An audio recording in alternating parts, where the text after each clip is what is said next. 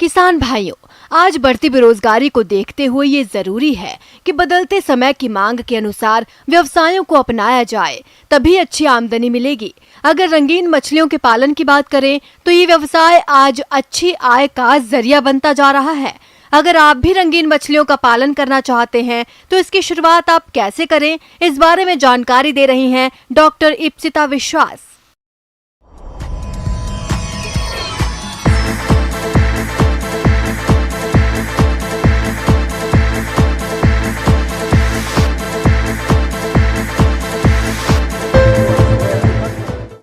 मछली के प्रजनन एवं पालन हम लोग के देश में अभी बहुत जागरूकता फैला रहा है, क्योंकि एक्वेरियम तो पहले से ही बहुत लोग रखते थे, पर इसका प्रचार और इसकी महत्व अभी धीरे धीरे ज़्यादा हो रहा है। अब एक्वेरियम आपको सजाने के लिए आपको क्या चाहिए, पहले आपको जानकारी लेना है कि एक्वेरियम कौन से साइज़ प्रकार के होते हैं। एक्वेरियम 3 प्रकार के होते हैं। एक तो मीठा पानी का एक्वेरियम, एक है ब्रैकिश वाटर मतलब मीठा पानी और सामुद्रिक पानी को मिलाकर एक एक्वेरियम बनते हैं, और एक बनता है सामुद्रिक एक्वेरियम। ज़्यादातर मीठा जल एक्वेरियम ही ज़्यादा होता है, क्योंकि सामुद्रिक पानी नहीं मिल सकता है, इसीलिए फ्रेश वाटर एक्वेरियम ही ज़्यादातर प्रचलित है। शहरों में एक्वेरियम छोटे आकार से लेकर बड़े आकार तक के होते हैं। बाजार में 15 इंच से 15 फीट तक साइज के एक्वेरियम उपलब्ध हैं। सबसे छोटे साइज का एक्वेरियम 12 गुणा 6 इंच का होता है। इससे छोटे आकार के एक्वेरियम में मछलियां ज्यादा बढ़ती नहीं हैं। इतने बड़े आकार के एक्वेरियम में 4 से 5 जोड़ी मछली को रख सकते हैं। इसी तरह क्या करना है, अब आप उसको सजाना पड़ेगा। सजाने के लिए पहले क्या करना है, आपको नीचे एक अच्छे से फिल्टर लगाना पड़ेगा। ग्रामेल फिल्टर उसको बोलते हैं। उसके ऊपर आप हर रंग बिरंगी ग्रेवल पीबल्स होते हैं, जैसे पत्थर, हर कलर की पत्थर होता है। वो 2 से 2.5 सेंटीमीटर, नहीं तो ज़्यादा से ज़्यादा 4 से 5 सेंटीमीटर के अलग अलग साइज़ का होते हैं। ये भी एक फ़िल्टर का काम करता है। तो पहले आप क्या करेंगे, थोड़ा बड़ा वाला पीबल्स रखेंगे, उसके ऊपर आप छोटा छोटा पत्थर डाल देंगे, और जितना कलरफुल आप बनाएंगे उतना वो प्राकृतिक के रूप लेगा। साथ ही साथ आप सैंड भी डाल सकते हैं, मतलब बालू डाल सकते हैं उसके ऊपर। एक्वेरियम में पानी हमेशा क्लोरीन रहित, शुद्ध एवं ताज़ा होना चाहिए। पानी भरते समय एंटी क्लोरीन डालना चाहिए। मछलियों के लिए हितकर होता है। बोर पानी अगर इस्तेमाल कर रहे हैं तो पहले बोर से पानी एकत्र करके 2 दिन बाहर रखना चाहिए और फिर उसे एक्वेरियम में डालें। पानी में 10 से 20% जितना भी आपका स्पेस है उसे 10 से 20% खाली रखना चाहिए। आप पूरा भी कभी पानी उसमें मत डालिए। अब पानी को आप 4 से 5 दिन बिल्कुल कुछ नहीं कीजिए, क्योंकि आप वो वाटर को कंडीशन कर रहे हैं, क्योंकि मछली जब आपके पानी में आएगा तो उसको कंडीशन वाटर चाहिए।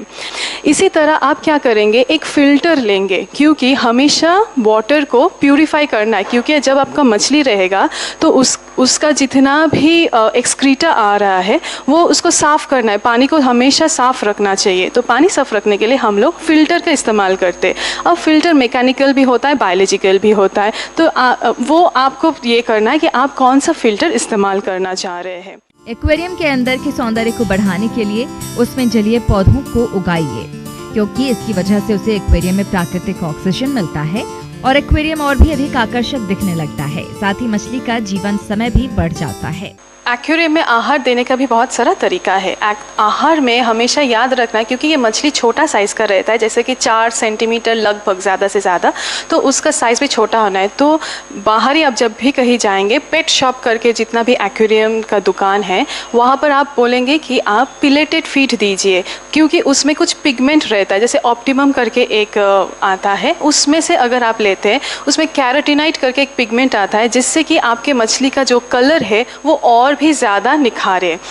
कभी कभी ये भी देखा गया है कि आप 1 हफ्ता नहीं है घर में, तो उस टाइम में आप बिल्कुल टेंशन नहीं लीजिए, क्योंकि आप पूरा संपोषण अगर पोषक देते हैं तो वो धीरे धीरे वो ले लेगा। और ऐसा भी नहीं है कि आपको हर रोज़ एक्वेरियम में खाना देना है, क्योंकि अगर आप ज़्यादा खाना देते तो पानी का गुणवत्ता भी खराब हो सकता है।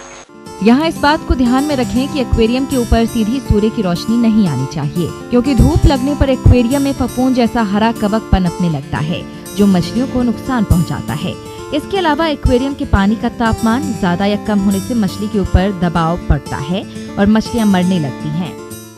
एक्वेरियम कहाँ रखना है वो भी बहुत है, क्योंकि बहुत ही इम्पॉर्टेंट है, क्योंकि एक्वेरियम बिल्कुल डायरेक्ट सनलाइट के सामने नहीं रहना चाहिए, क्योंकि वो एल्गल का ज़्यादा फॉर्मेशन हो जाता है। और कभी भी दरवाज़े के अगल बगल में नहीं रखना चाहिए, क्योंकि मछली को डिस्टर्बेंस हो सकता है। अब एक्वेरियम में रोग भी बहुत, एक्वेरियम के मछली जैसे सजावटी मछली का भी बहुत सारा रोग होता है। तो पहले आपको रोग पहचानने से पहले आपको उसका सिम्टम पता चलना पड़ेगा कि कैसे आप उसको उपचार करें। तो उपचार करने के लिए कभी भी देखिए कि आप खाना दे रहे हैं पर वो नहीं खा रहा, इसका मतलब है आपका पानी का गुणवत्ता सही नहीं है। गुणवत्ता अगर सही नहीं है तो उसको आप पानी बदलिए 10 से 15 दिन के अंदर। जब भी आपका पानी का रंग हरा या काला हो तो एक ब्लू करके एक ड्रॉप आता है, वो आप 5 बूंद 10-15 दिन के अंतराल में डाल दीजिए। साथ ही साथ जब आप देखेंगे कि पंख उसका सर रहा है, कि पंख उसका गिर रहा है, तो उस टाइम में आप पंख को काट के उसमें आयोडीन का ऑइंटमेंट लगा लीजिए। दवाई जितना भी बैक्टीरियल हो, फंगल हो या पैरासाइटिक हो, उसको पहले आप समझिए, समझने के बाद ही उसका उपचार कीजिए। ब्रेक के बाद आप सभी दर्शकों का अन्नदाता में स्वागत है। चलिए अब रुक करते हैं अगली कड़ी की ओर। बेल भारत के प्राचीन फलों में एक महत्वपूर्ण फल है। बेल को बेलगिरी, बेलपत्र, बेलकाठ कई नामों से जाना जाता है। बेल के फल औषधीय गुणों से भरपूर होते हैं। गर्मी के मौसम में बेल का जूस पीना लाभकारी है। इन सभी लाभों को देखते हुए जिन किसानों ने बेल के बाग लगा रखे हैं, वे किसान इनसे अधिक फलों की प्राप्ति के लिए कौन कौन से कार्य करें, आइए जानते हैं कृषि महाविद्यालय कोटपूतली के डॉक्टर दिनेश यादव से। बेल फल एक ऐसा फल है जिसको ब्रह्म फल भी कहा गया है, इसको अमृत फल कहा गया है। इसका जो मुख्य लॉजिक अमृत फल होने का यही है कि इसमें जो विटामिन B2 होता है, जिसको राइबोफ्लेविन भी कहते हैं, वो बहुत ज़्यादा मात्रा में पाया जाता है। इसकी 100 ग्राम जो पल्प होता है उसमें 1191 मिलीग्राम पर 100 ग्राम पल्प के हिसाब से पाया जाता है। और आज के युग में जो अपने जंक फूड खा रहे हैं या केमिकल युक्त खाना ज़्यादा ले रहे हैं, उसमें विटामिन जो B2 है उसका बहुत ज़्यादा महत्व है। बागवान भाइयों, बेल के बाग लगा देने से मात्र अधिक फलोत्पादन नहीं मिलेगा, बल्कि इसके लिए बाग में समय समय पर समसामयिक कार्यों को करना होगा, तभी आपको बेल के पौधों से अधिक फलों का उत्पादन मिलेगा। ये ऐसा एक फल है जो सबसे ज़्यादा पेड़ पे टिका रहता है। इसके लगभग 9 जो फूल आने के बाद में 9 से 11 महीने तक ये पेड़ पे रहता है। तो पेड़ में अगर पेड़ के आसपास सूक्ष्म तत्व की कमी है तो फल फटना शुरू हो जाता है, जिसमें मुख्य रूप से बोरोन तत्व की कमी है तो फल फट जाएगा। या पानी की जो उपलब्धता है या सिंचाई कर रहे हैं उसमें अनियमितता है, उससे उसकी वजह से भी फल फट जाता है। तो अपने को निश्चित एक अंतराल पे इस पेड़ में पानी देता रहना चाहिए। और जो माइक्रोन्यूट्रेंट है जिसमें मुख्य रूप से बोरोन है, उसको बेसल डोज में भी दे सकते हैं और उसको 0.4% का घोल बना के सितंबर अक्टूबर के महीने में उसके ऊपर छिड़काव कर देना चाहिए, जिससे बील जो फटने की समस्या है वो नहीं के बराबर रहती है। किसान भाइयों, फलों के गिरने के कई कारण हैं। यदि आप फलों के गिरने के कारणों का पता लगा लेंगे और सही समय पर इसके निदान के लिए उचित कदम उठा लेते हैं तो इससे होने वाली हानि से बच सकते हैं। बेल में सबसे ज़्यादा जो समस्या आती है फूल झड़ने की आती है। एक तो इसका कारण होता है प्राकृतिक कारण भी हो सकता है, जैसे अप्रैल का महीना है या मई का महीना है, उस समय अगर वो विंड स्ट्रॉम आ गया, आंधी आ गई, ज़्यादा एकदम टेम्परेचर हो गया, उसकी वजह से भी फूल झड़ सकता है। लेकिन अपने को उसका मैनेजमेंट ठीक से करेंगे तो निश्चित रूप से जो फूल है वो कम झड़ेगा। मैनेजमेंट का तात्पर्य यह है कि उसको जब फूल आता है उसके पहले ही अपन उसमें गोबर की खाद डाल दें। बेल पत्र में गोबर की खाद डालने का समय एक तो बरसात का मौसम होता है जुलाई में, या उसको फिर फरवरी मार्च में भी डाल सकते हैं। उसमें जैसे सड़ी हुई गोबरी खाद प्रति जो मेच्योर पौधा है, मेच्योर पौधे का मतलब हुआ उसकी उम्र 5 साल से अधिक है, तो उसमें अपने को 40 से 50 किलो, और 10 साल से अधिक पौधा है तो उसमें 70 से 80 किलो सड़ी हुई गोबर की खाद तने को छोड़ के और जो रिंग सिस्टम होता है, बेसिन सिस्टम इरिगेशन, उसमें अपने को अप्लीकेशन करना पड़ता है, देना पड़ता है। और इसी के साथ जो अपना सुपर फास्फेट के रूप में जब फास्फोरस देंगे, यूरिया देंगे, इसमें 500 ग्राम यूरिया की ज़रूरत पड़ती है, तो 500 में से आधा यूरिया अपने बेसल एप्लीकेशन पे देंगे, बाकी जो बचा हुआ यूरिया अपने सितंबर अक्टूबर के मंथ में देते हैं। माइक्रो न्यूट्रिएंट प्रति पौधा 50 से 100 ग्राम एप्लीकेशन कर देते हैं। और इसका छिड़काव जो माइक्रो न्यूट्रिएंट होता है पानी वाला, जिसको लिक्विड बोलता है, 15 लीटर पानी में 60 ml डाल के उसका छिड़काव करेंगे तो निश्चित रूप से वो फल फूल झड़ने की समस्या कम आएगी। एक हार्मोन आता है नेप्थलीन एसिटिक एसिड, जिसको NAA बोलते हैं, उसको 15 लीटर पानी में 4 ml डाल के उसका छिड़काव करेंगे तो इस समस्या से, जो फल फूल झड़ने की समस्या है, उससे अपने को निश्चित रूप से निजात मिलेगी। और नियमित रूप से सिंचाई करते रहना चाहिए। अगर इसमें सिंचाई में गैप दे दिया आपने, बहुत दिन तक सिंचाई नहीं की, तो फल फटने की फिर समस्या आ जाती है। बूंद बूंद सिंचाई है आपके पास तो एक निश्चित अंतराल पे सिंचाई करते रहना चाहिए। बेल के पौधों में कीट रोगों का प्रकोप बहुत ही कम होता है और यदि किसी प्रकार की समस्या दिखाई दे तो इनके नियंत्रण के लिए दवा का छिड़काव कर सकते हैं और अधिक फलों का उत्पादन ले सकते हैं।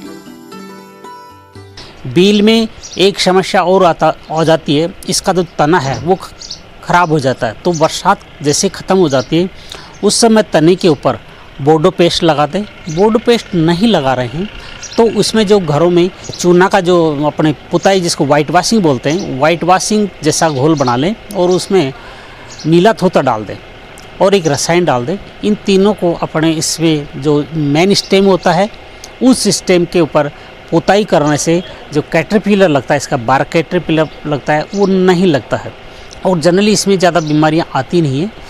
तो इस तरह से अपना निश्चित रूप से प्रबंधन करेंगे तो बील ज़्यादा लगेगा। इसमें पत्ती वाला कोई धब्बा रोग है या बैक्टीरिया स्पॉट डिजीज लग गया तो उसमें एक निश्चित दवाइयाँ आती है, उनका आप छिड़काव करें और इस तरह से अपने को अधिक मुनाफा मिल सकता है। ब्रेक के बाद एक बार फिर से आप सभी दर्शकों का अन्नदाता कार्यक्रम में स्वागत है। बढ़ते हैं अगली प्रस्तुति की ओर। सब्जियों में बात करें बैंगन की तो इस फसल में कई तरह के कीट रोगों का प्रकोप होता रहता है। यदि समय रहते नियंत्रण के उपायों को नहीं अपनाया गया तो फसल में भारी नुकसान हो सकता है। तो आप बैंगन की फसल में कीट रोगों का नियंत्रण किस तरह से करें, इस बारे में जानकारी दे रहे हैं सहायक कृषि अधिकारी सुरेश कुमार यादव। आज हम चर्चा करेंगे बैंगन फसल में कीट एवं रोगों का नियंत्रण। सबसे पहले हम बात करते हैं कि बैंगन फसल में मुख्यतः कई प्रकार के रस चूसक कीटों का प्रकोप होता है। जैसे नंबर 1 सफ़ेद मक्खी। सफ़ेद मक्खी नवजात जो पत्तियां होती हैं, कोमल पत्तियां होती हैं, उन पत्तियों की निचली सतह पर बैठकर उनका रस चूसती है, जिससे कुछ समय बाद में पत्तियां पीली पड़ जाती हैं। अगर दूसरी बात करें, दूसरे कीट की बात करें तो हरा तेला कीट का प्रकोप होता है, जिसको हम जेसिड कहते हैं। ये कीट भी पत्तियों को रस चूसकर हानि पहुंचाता है। इसके अलावा हम बात करें तो बरूथी नामक कीट होता है, माइट, जिसको हम माइट कहते हैं। जैसे रेड स्पाइडर माइट होती है, येलो माइट होती है, ये माइट भी पौधों का रस चूसकर हानि पहुंचाती है। भारतीय घरों में बैंगन का इस्तेमाल ज्यादा किया जाता है, इसलिए इसकी खेती बड़े पैमाने पर की जाती है। बैंगन की फसल में विभिन्न प्रकार के कीट व रोग भारी नुकसान पहुंचाते हैं। इससे जहां फसल की गुणवत्ता पर असर पड़ता है, वहीं फसल की पैदावार भी प्रभावित होती है। यदि कीट और रोगों की समय रहते रोकथाम कर ली जाए तो अच्छी पैदावार ली जा सकती है। तो चलिए जानते हैं बैंगन की फसल में रस चूसक और फल व तना छेदक कीटों के नियंत्रण के आसान और कारगर उपायों के बारे में। रस चूसक कीटों के नियंत्रण के लिए हम, अगर इनका कम प्रकोप है, प्रारंभिक अवस्था में एजाडिरेक्टिन या नीम ऑयल का छिड़काव कर सकते हैं। लगभग 1 लीटर पानी में 3 से 5 ml एजाडिरेक्टिन या नीम ऑयल मिलाकर हम छिड़काव करके रस चूसक कीटों का नियंत्रण कर सकते हैं। अगर इनका प्रकोप ETL लेवल से ज़्यादा होता है और हमें ज़्यादा हानि होने की संभावना रहती है तो हमें रासायनिक नियंत्रण अपनाना चाहिए। रासायनिक नियंत्रण में जैसे 0.5 ml इमिडाक्लोप्रिड 17.8 SL दवा को प्रति लीटर पानी में मिलाकर छिड़काव किया जाना चाहिए। या इसके अलावा 0.5 ग्राम थायमिथैक्सोम 25 WG कीटनाशक को पर लीटर पानी में मिलाकर छिड़काव भी किया जा सकता है। तो रासायनिक नियंत्रण अपनाकर इन कीटों को हम समय पर नियंत्रित कर सकते हैं और साथ में ही ये रस चूसक कीट विषाणु जनित बीमारियों के प्रकोप को बढ़ाते हैं और विषाणु जनित बीमारियों के नियंत्रण के लिए हमें रस चूसक कीटों का नियंत्रण ही करना होता है। इस प्रकार रस चूसक कीटों का समय पर नियंत्रण कर सकते हैं। अब बात करें कि बैंगन फसल में एक brinjal suit and fruit borer कीट का प्रकोप होता है और ये कीट इस फसल को बहुत ज़्यादा मात्रा में क्षति पहुंचाता है। कई बार पूरे के पूरे जो खेत होते हैं वो इस कीट के द्वारा प्रभावित होकर और पूरा फल होता है वो नष्ट हो जाता है और किसान भाइयों को बहुत ज़्यादा हानि होती है। ये कीट पहले शाखाओं में पाया जाता है और जहाँ ये कीट पाया जाता है कुछ समय बाद में शाखाएं धीरे धीरे करके सूखना प्रारंभ कर देती हैं। तो ये प्रारंभिक अवस्था होती है इस कीट की और अगर इस कीट को हम समय पर नियंत्रित नहीं करते हैं तो जैसे ही फल बनता है उस फल में ये कीट प्रवेश कर जाता है और उन फलों की गुणवत्ता को भी प्रभावित कर देता है और उन्हें उन फलों का हमें मार्केट में उचित भाव नहीं मिलता है। इस प्रकार ये अधिकतर से फलों को खराब कर देता है। तो इस कीट का नियंत्रण के लिए हमें नीम ऑयल का छिड़काव भी कर सकते हैं और इसके अलावा स्पाइनोसेड 45 SC लगभग 3 ml 10 लीटर पानी में मिलाकर छिड़काव करके भी इसका नियंत्रण कर सकते हैं। इसके अलावा प्रोफेनोफॉस 50 cc 2 ml पर लीटर पानी में मिलाकर छिड़काव करके और इस कीट को हम नियंत्रित कर सकते हैं। किसान भाइयों, आज के समय में कोई भी फसल रोगों के प्रकोप से अछूती नहीं है। ऐसे में जरूरत है कि रोगों की सही पहचान करके समय रहते उपयुक्त उपायों को अपनाना। तो चलिए जानते हैं बैंगन की फसल में लगने वाले रोगों की सही पहचान और रोकथाम के बारे में। रोगों की अगर बात करें तो रोगों में इसमें देखिए कई बार डैम्पिंग ऑफ, जब छोटी नर्सरी रहती है तो आदर गलन रोग का प्रकोप होता है और आदर गलन रोग में पौधे अधिक आर्द्रता होने से सूखने लग जाते हैं तो नवजात पौधे मर जाते हैं। तो इस रोग के नियंत्रण के लिए हमें थायरम या कैप्टान जो कवकनाशी हैं उनसे बीज को उपचारित करना चाहिए। इसके अलावा अगर बात करें तो इसमें डाउनी मिल्ड्यू जैसे रोगों का प्रकोप भी होता है। पाउडरी मिल्ड्यू, छाछा रोग जिसको चूर्णी फफूंदी रोग कहते हैं, उसका भी प्रकोप होता है। चूर्णी फफूंदी रोग में पत्तियों की सतह पर चूर्ण सा दिखाई देता है और इस रोग का नियंत्रण हम घुलनशील जो गंधक होता है 2.5 ग्राम प्रति लीटर पानी में मिलाकर छिड़काव कर सकते हैं। इसको हम नियंत्रित कर सकते हैं।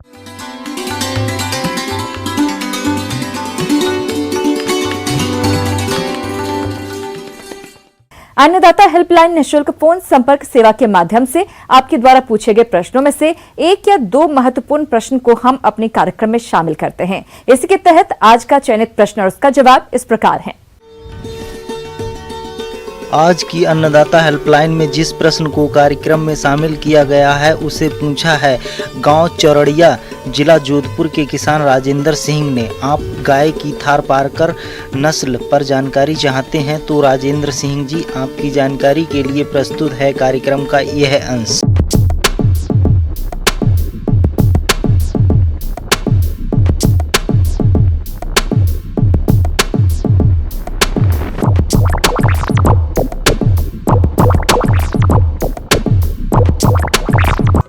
थारपारकर गाय राजस्थान में जोधपुर और जैसलमेर में मुख्य रूप से पाई जाती है। थारपारकर गाय का उत्पत्ति स्थल मालानी है। यह गाय अत्यधिक दूध के लिए प्रसिद्ध है। राजस्थान के स्थानीय भागों में इसे मालानी नस्ल के नाम से जाना जाता है। देसी वंशज में थारपारकर का कोई मुकाबला नहीं है। पश्चिमी राजस्थान में इस गौवंश का प्रभाव अधिक है। थारपारकर नस्ल की गाय को दूर से ही पहचाना जा सकता है। शारीरिक स्वस्थता की दृष्टि से उत्तम होने के साथ ही सबसे कम खर्च में सर्वाधिक दूध देने वाली यह गाय क्षेत्रीय ग्रामीणों के लिए जीवन निर्वहन का संबल है। इसकी रोग प्रतिरोधक क्षमता बहुत अच्छी होती है। ये शारीरिक स्वस्थता की दृष्टि से उत्तम होने के साथ ही सबसे कम खर्च में सर्वाधिक दूध देने वाली गाय मानी जाती है। नर थार परकर को सूखे के उद्देश्य के लिए अच्छा माना जाता है। ये जानवर सूखे और चारे की कमी की स्थिति के दौरान छोटे जंगली वनस्पतियों पर भी फल फूल सकते हैं। आइए अब एक नजर डालते हैं राज्य की कुछ चुनी हुई मंडियों के प्रमुख फसलों के बाजार भाव पर।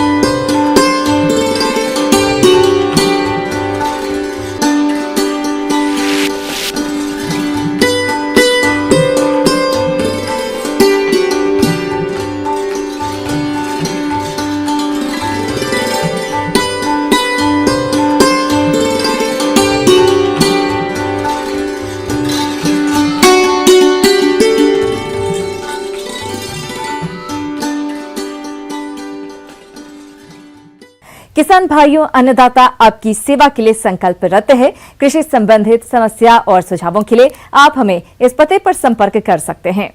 प्रोड्यूसर अन्नदाता, news 18 Rajasthan, Ramoji film city, Hyderabad 501512। साथ ही आप हमें ईमेल भी कर सकते हैं। हमारा ईमेल है p18annadatarajasthan@nw18.com। इसके अतिरिक्त आप हमें निःशुल्क हेल्पलाइन नंबर 180041925155 पर सोमवार से शनिवार सुबह 10 बजे से शाम 4 बजे के बीच संपर्क कर सकते हैं। किसान भाइयों, अब समय हो रहा है आपसे विदा लेने का, तो हमारी पूरी अन्नदाता टीम को दीजिए इजाजत। कल फिर आपसे मुलाकात होगी कृषि संबंधित कुछ और महत्वपूर्ण जानकारियों के साथ। नमस्कार।